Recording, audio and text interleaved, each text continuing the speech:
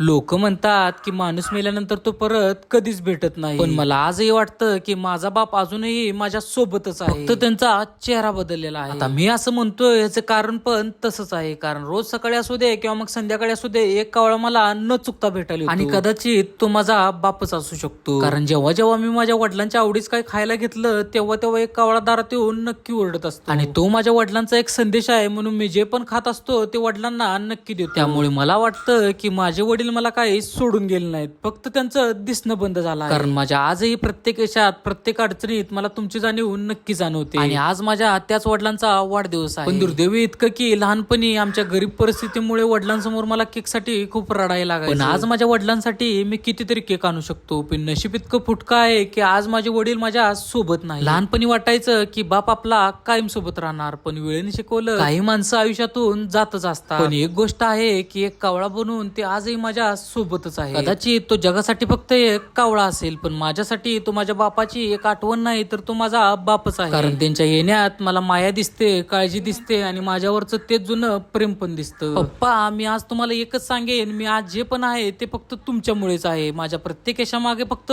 तुमचीच मेहनत आहे, आणि माझ्या प्रत्येक हासामागे फक्त तुमचाच त्याग आहे. पण एका गोष्टीची खंत राहील की आज तुमचा वाढदिवस आणि मी आज तुमचे पाय धरू शकणार नाही. पण एक गोष्ट मी तुम्हाला आज मनापासून सांगतो, तुम्ही जर मला वरून पाहत असाल तर तुमचा हा मुलगा आजही तुमच्या शिकवणीवरतीच चालतोय. परत एकदा वाढदिवसाच्या हार्दिक शुभेच्छा पप्पा. तुम्ही दिसत नाही पण आजही माझी सावली बनून माझ्यासोबत कायम आहात. We are missing you so much father. पापा मेरी जान मेरे संग चलना, हर मील का पत्थर तुम